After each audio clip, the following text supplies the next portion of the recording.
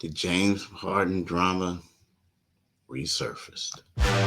You are Locked On 76ers, your daily Philadelphia 76ers podcast. Part of the Locked On Podcast Network, your team every day.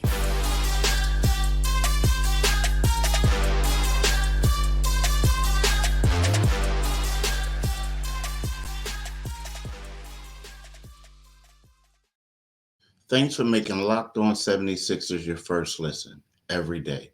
We are free and available wherever you get your podcasts and on YouTube. Part of the Locked On Podcast Network, your team every day. Hi, I'm your host, Keith Pompey of Locked On 76ers, and we have a lot to talk about today. A, we got to talk about James Harden being a no-show in Wednesday's practice. And B, we got to talk about Terrence Mann. Terrence Mann is the guy holding up the deal for the Clippers-Sixers trade. Now, a lot of people may think, why Terrence Mann? Like, what's the big thing about Terrence Mann? I actually like Terrence Mann as a player.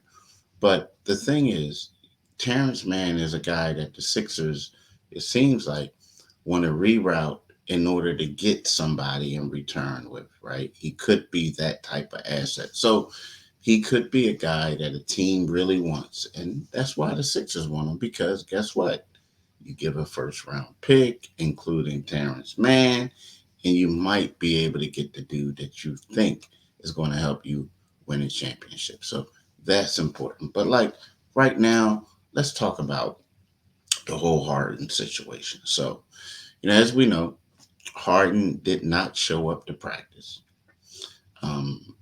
It was surprising to the Sixers. It was one of those things where, I guess, Harden was away from the team. From what I was told, it's one of those things like Harden and didn't go on the trip with the team to New York for Monday's game. Now, Harden did practice on Sunday, but Harden has a habit of when he doesn't have to do anything, he takes a private jet, whatnot, and he flies to Houston. Well, you think about it. When you think of all the things that James Harden has done, and he's been doing that for years, it kind of sort of doesn't like signal a red flag. It's one of those where James travels to Houston and then he parties, does whatever he wants, but he's always there in time for practice whenever they return. And in this case, the Sixers left Sunday afternoon. They to New York. They had a game on Monday. They were off on Tuesday. Practice was Wednesday. Well, no James. No James. And then you later find out that what happened on Monday was that the 76ers and the Clippers had re-engaged in trade conversations. And it didn't really go well. So now you look at it and you think of it like James Harden. He came back, yes. He was a no-show at media day. He missed the first training camp practice, and then he comes back and he practices. He has yet to play in a game. Only did one real scrimmage that the team had reported, and but he's doing everything, saying all the right things, being a great teammate, doing everything that he can so he doesn't get fined. But also, you're doing that with the belief that you're going to get traded. Well, now it looks like that Harden will probably be here until at least through the start of the season, right? That's what it looks like. That's what it looks like, unless they can get a deal done. So when you talk about that and you say all that, it's kind of like if you're James, you're like, hold up. This wasn't what I thought. I thought I was going to come here. I was going to be a great soldier. I told you I was adamant that I would never be a part of an organization that Daryl Morey's a part of. But guess what? I'm not going to play in any games. I'm not going to do anything. But I'm going to be present because that's the best way for me to lead. Now, when you figure out that there's not a lot of teams that's really coming out forward saying they want to talk to you, right? And then you have the whole Daryl Morey a factor what you said about him, and you realize, hey, there's a chance that I may have to be here for a little bit. Well, what do? Now it's time to act up. Now it's time to like become a disruption. Do whatever you can. Don't show up. Why? Because then that might speed up the process and may make the Sixers think that they may have to get rid of you, right? So there's a lot of things to think about, unravel when you talk about what the situation that's happening, things that's going on. But it's crazy. Like it really is. Now the Sixers are acting like, or I shouldn't say acting like, the Sixers are saying that, what they're going to do is before they find them, they want to see, what's going on. Joel was like, maybe he has something to do, this and that. Um, it's crazy. Now, me personally, I kind of think the best thing that can happen to the 76ers is if that James just stays away. Seriously. Like, stay away. Because what that will do is it'll enable Nick Nurse to the guys who are there, he can focus on them, right? He can focus on the guys who are there in regards to getting the offense together, the defense together. You can prepare for a season, right? You don't, and then quietly behind closed doors, you look at it, then the 76ers can like try to work out a deal behind closed doors for James. But it could kind of sort of be like the whole Ben Simmons situation. Like it was a point where Ben was a distraction early on, but then he was gone, right? The team was playing without, and with that being said, he wasn't really a part of the team. So I feel like when we have stuff, when we have a situation like that where the guy isn't away from the team, they can basically just focus on who's there. So me personally, I think that's the best thing. Now, if James comes back, you got to wonder if he's going to be disruptive. You're going to have to wonder what it, if a lot of different things. How he's going? Is he going to be cool? Is he going to leave again? Or like now, for instance, if it is Nick Nurse going to play him? Like, you know what I'm saying? Like, it's a lot. Like, you look at this guy, he's one of the best players in the history of the game. So it's not like you can say, all right, we got this group, we're not going to play James, especially when you're trying to trade him. It's like a lot of things that you have to think of and do. So right now, I think the Sixers' best thing would be if James just stayed home, right? Maybe they want to fine him or not, but just stay home, don't come back, and then you don't have to worry about being disrupted because it's evident that he does not want to be here. And in a way, you understand the situation, but you don't understand the situation. Like, a guy wants to be traded, but then at the same time, the person who's not a millionaire is saying, dude, you got $35.6 million, right? So it's just a lot. It's just a lot to unravel, but you know, we just, you know, we just have to be prepared for the unexpected the next couple of weeks and until something happens. Just be prepared for the unexpected the next couple of weeks. I want to talk to you guys about Jace Medical, right? Jace Medical now offers customer ability for your Jace case with dozens of off-on add-on medications. Choose the medication that best fits you and your family's unique needs. Jace is continuously working to expand their medication offerings. In those recent efforts, they've added intermittent as an option in the Jace case, right? So what you need to do is you need to go to jacemedical.com and enter the code locked on at checkout for a $20 discount on your order. That's promo code locked on at jasemedical.com. I'm telling you, I love the Jace case because it provides 5 life-saving antibiotics for emergency use. All it takes to get a Jace case is to fill out a simple online form, and in some cases, jump on a quick call with one of our board certified physicians. Get ongoing care from our physicians on any treatment related questions. Doctor created, doctor recommended. Again, don't get caught unprepared. Everyone should be empowered to care for themselves and their loved ones during the unexpected. Jace handles everything from online evaluations to licensed pharmacy medication delivery and ongoing consultation and care, right? I'm telling you, do it today, people. Definitely do it today. Now, the holdup apparently of the Clippers Sixers trade is Terrence Mann. Now, the funny part is, I spoke to a source a couple days ago, actually late last week, who told me that Terrence Mann was untouchable. The Sixers are not willing to get rid of. The Clippers are not willing to get rid of Terrence Mann, and they said that the source said the Sixers know that.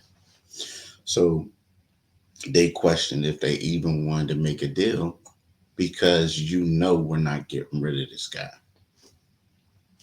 Well, at the point, the Sixers wanted Terrence Mann included in the deal, and they wanted 2 first-round picks. That's what they wanted.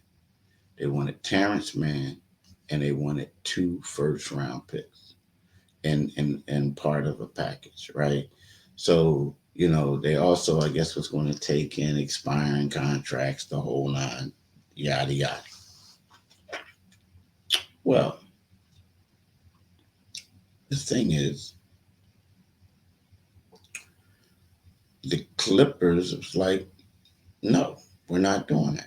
So then what happens is what the Clippers wanted to offer was a pick swap. So apparently on Monday, the sides agreed that the Sixers were going to settle for a pick swap, an unprotected first round pick, expiring contracts, and Terrence Mann. But the Clippers were like, no, we're not doing that. We're not going to give you the guy that we said we're not going to give you. So now what's going on? Sources close to the situation are now saying like, it's not us. It's not the Sixers who are holding this thing up. It's the Clippers. Like the Clippers' unwillingness to get rid of Terrence Mann is what's holding up the deal. So it's crazy. Now I like Terrence Mann. I like him a lot. I remember seeing him play against the Sixers. He had, very good games. Very good games. Heck, I remember him, from growing when he was in Rhode Island, and he was born in Brooklyn. He went to high school in Rhode Island. He played at Florida State. A pretty good player, a really good player, to be honest with you. But then when you look at it, you say to yourself, okay, last year he averaged 8.8 points, 3.4 rebounds, 2.3 assists. He shot the 38.9% from the 3-point line. So you say to yourself, you're like, is this the guy that's holding up the deal? But as I said, the 8.8, that's not even his career high. His career high was 10.3 that he averaged the season before that. But, in his 4 years, as a rookie, he averaged 2.4. Then he averaged 7 as a second year. Third year, 10.8. Last year, 8.8. Right? But, he played in 81 games last season with 36 starts, I like Terrence Mann, but the thing is, it has to be a reason. There has to be a reason that the 76ers are going all out for this guy who basically was a second round pick in the 2019 draft. And I take this back. I said he went to Rhode Island. He played his mother was the University of Rhode Island's women's basketball coach when he was in high school. But he went to the Tilton School in New Hampshire. It's kind of like, to be honest with you, y'all, Rhode Island, New Hampshire, all that area, it's kind of like here where you got South Jersey, you got Delaware, and you got Philly, and you got southeastern Pennsylvania, right? It's all close, really connected. But, and the Tilden School is Nerlens Noel went there. George Niang went there. So is a pretty good basketball school or private school that is known for producing a legitimate basketball talent. So, we'll see. We'll see.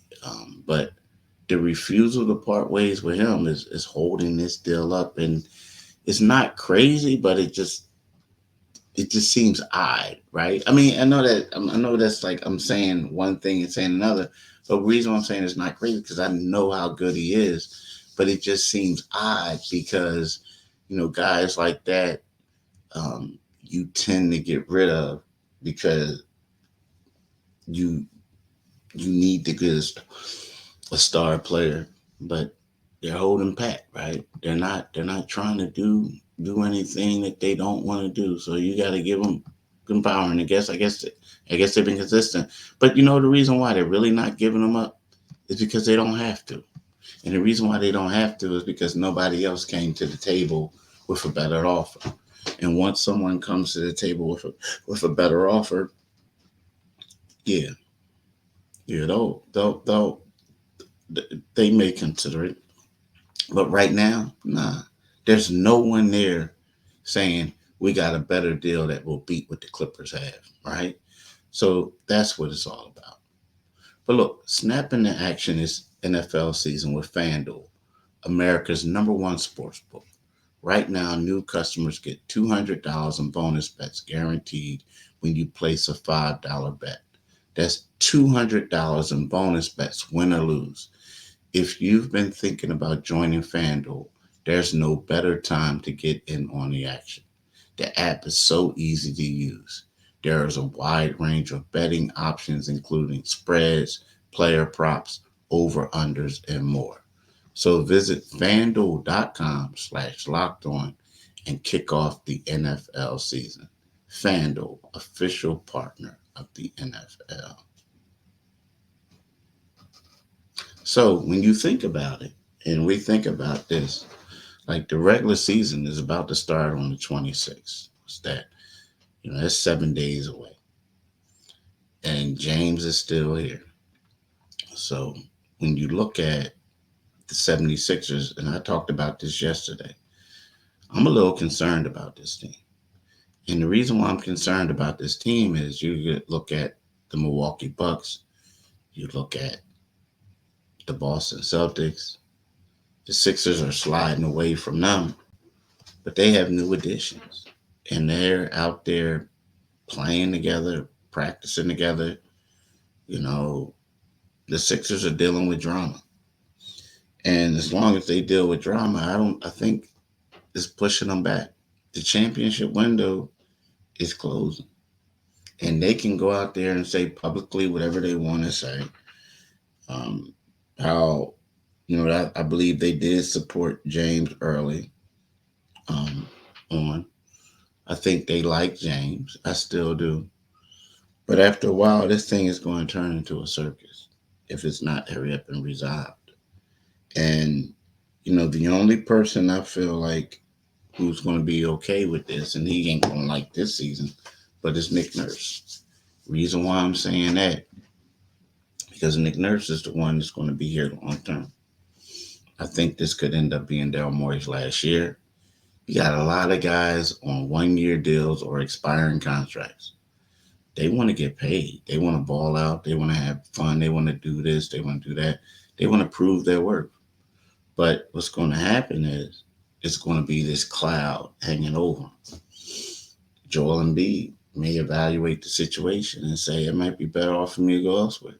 So I mean, I look at this thing, it's not ideal. Of course, everybody's going to say all the right things to make you think that, oh, it's going to be okay, manageable. Now, yesterday in the podcast, I said something about, God, does this put pressure on Sixers? Talking about the Phillies and the Eagles. Now, it does, championship. But for the time being, there's not a lot of focus on them. In the city, everyone's like rah rah over the Eagles. They're excited about the Phillies. So they're lucky that these two teams are having success. If not, they would be the headlines of talk radio. They would be this, they would be that. So they're lucky in regards to that. But um, this isn't an ideal situation at all. At all. Look, I want to thank y'all for making Locked On 76ers your first listen. We're free and available wherever you get your podcasts, right? We're also part of the Locked On Network, covering your team daily, 5 days a week. In addition to coming here to get this podcast, like I said, it's free and available. Go to the YouTube channel, right? Locked On 76ers YouTube. When you go there, make sure you like it. Make sure you leave a comment. Make sure you click on the Liberty Bell. When you do that, you become a new subscriber and you get notifications when the next podcast drops. All right. So, hey, I want y'all to have a great Thursday. Um, and make sure that you come back here tomorrow. We'll get you. Thank you. I appreciate y'all all the time.